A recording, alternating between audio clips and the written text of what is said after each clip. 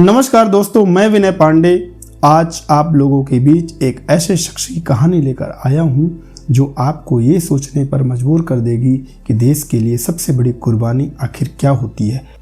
ये कहानी है उस भारतीय जासूस की जो 16 साल तक पाकिस्तान के बीच रहा, लेकिन मरते वक्त भी गुमनाम रहा। नाम था रविंद्र कौशिक। रात के 2 बजे थे। पाकिस्तान की एक सैन्य कॉलोनी में कई अधिकारी एक कमरे में बैठे थे। उनके बीच बैठा एक आदमी भी हंस रहा था, बातें कर रहा था, लेकिन उस कमरे में मौजूद किसी एक इंसान को भी अगर उसकी सच्चाई पता चल जाती तो उसे गोली मारने में 1 सेकंड भी नहीं लगता, क्योंकि वो आदमी पाकिस्तान का नहीं था। वो भारत का जासूस था जो भारत की खुफिया एजेंसी रॉ के लिए काम कर रहा था। एक ऐसा जासूस जिसने अपने देश के लिए अपना नाम छोड़ दिया, अपना धर्म छोड़ दिया, यहाँ तक कि अपनी पहचान तक मिटा दी।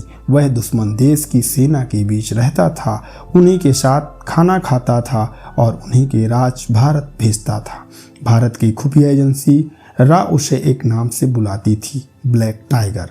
उसका असली नाम था रविंद्र कौशिक। साल 1952 राजस्थान का श्रीगंगानगर एक साधारण मध्यवर्गीय परिवार में एक बच्चे का जन्म हुआ। नाम रखा गया रविंद्र। बचपन से ही उसमें एक अलग चमक थी। उसे अभिनय करना बहुत पसंद था। वह लोगों की आवाज़ें हूबहू निकाल लेता था, अलग अलग किरदार निभाता था और मंच पर आते ही पूरी महफिल का ध्यान अपनी ओर बड़ी ही कुशलता से खींच लेता था।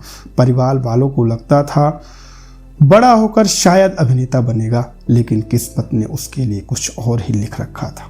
कॉलेज के दिनों में रविंद्र थिएटर और नाटकों में हिस्सा लेने लगा। एक बार लखनऊ में आयोजित एक राष्ट्रीय नाटक प्रतियोगिता में उसने एक भारतीय सैनिक का किरदार निभाया। उसकी आवाज़, उसका आत्मविश्वास और उसका अभिनय इतना वास्तविक था कि पूरा हॉल तालियों से गूंज उठा। लेकिन उन तालियों के बीच कुछ नज़रें ऐसी भी थीं जो उसे बहुत ध्यान से देख रही थी। वे लोग कोई सामान्य दर्शक नहीं थे, वे भारत की खुफिया एजेंसी रॉ के बड़े अधिकारी थे। नाटक खत्म होने के बाद रविंद्र को एक होटल में बुलाया गया। कमरे में बैठे अधिकारियों ने उससे पूछा, क्या तुम अपने देश के लिए सब कुछ छोड़ सकते हो? रविंद्र चुप रहा। फिर दूसरा सवाल पूछा गया, अगर ज़रूरत पड़े तो अपना नाम, अपनी पहचान, यहाँ तक कि अपना धर्म भी। कमरे में कुछ पल के लिए सन्नाटा सा छा गया। उसी रात एक साधारण युवक की ज़िंदगी खत्म हो गई और जन्म हुआ भारत के सबसे खतरनाक जासूस का।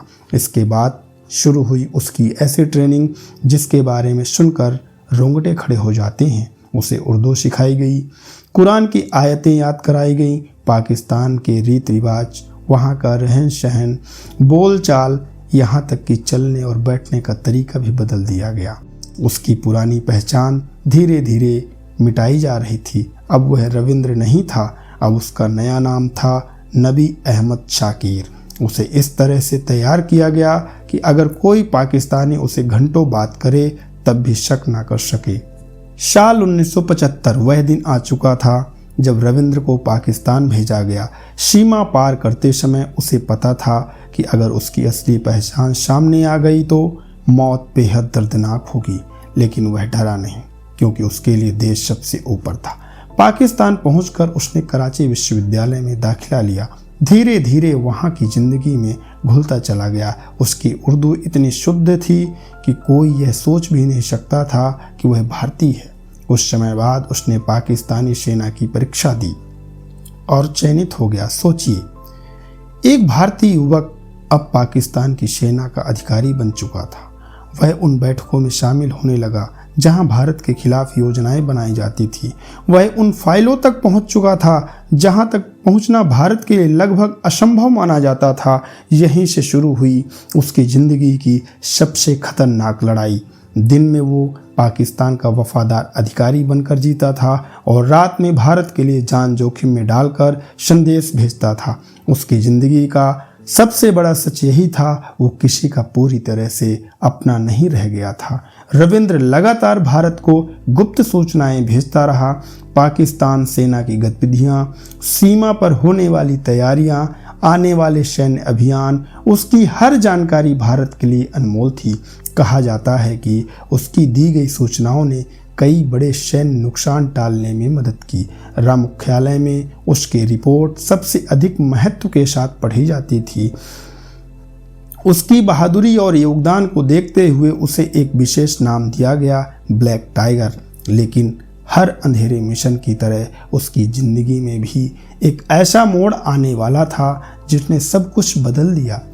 पाकिस्तान में रहते रहते पूरी तरह नबी अहमद साकिर बन चुका था। उसने एक पाकिस्तानी लड़की से शादी कर ली थी, उनका एक बेटा भी हुआ। लेकिन सबसे दर्दनाक बात यह थी कि वह अपने ही परिवार को अपनी असली पहचान नहीं बता सकता था। हर दिन वह एक झूठी जिंदगी जी रहा था, सिर्फ अपने देश के लिए। फिर साल 1983 में एक भयंकर गलती हुई।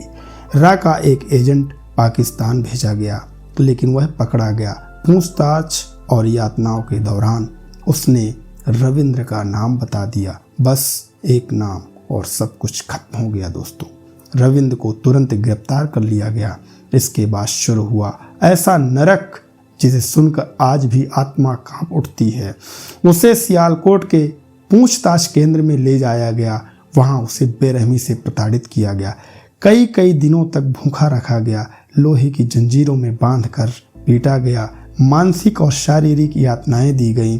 लेकिन इन सबसे ज़्यादा दर्द उसे एक और बात का था। अब वह बिल्कुल अकेला था। जासूसों की दुनिया का सबसे कड़वा सच यही होता है, अगर आप पकड़े जाते हैं तो आपका देश भी अक्सर आपको सार्वजनिक रूप से अपना नहीं मानता। जिस देश के लिए उसने अपनी पूरी जिंदगी दांव पर लगा दी, उसी देश का नाम वह जेल की दीवारों के बीच पुकारता रह गया। जेल में रहते हुए रविंद्र ने अपने परिवार को कई खत लिखे। उन खतों में दर्द था, अकेलापन था और टूटता हुआ दिल था। एक खत में उसने लिखा, क्या भारत जैसे बड़े देश के लिए कुर्बानी देने वालों को यही मिलता है?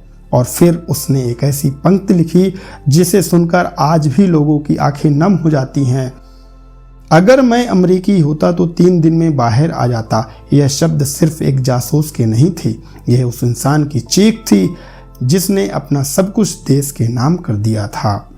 21 नवंबर 2001 पाकिस्तान की जेल में एक भारतीय जासूस ने आखिरी सांस ली। ना कोई तिरंगा, ना कोई सलामी, ना कोई सम्मान, बस एक खामोशी। आज भी पाकिस्तान की उस मिट्टी में कहीं एक कब्र मौजूद है जिस पर शायद बहुत कम लोग फूल चढ़ाते होंगे, लेकिन भारत का इतिहास जानने वाला हर इंसान उस गुमनाम कब्र को सलाम जरूर करता है, क्योंकि कुछ लोग मरकर भी गुमनाम नहीं होते, उनका बलिदान एक पूरे देश की सांसों में जिंदा रहता है। रविंद्र कौशिक, भारत का असली ब्लैक टाइगर दोस्तों। जय हिंद।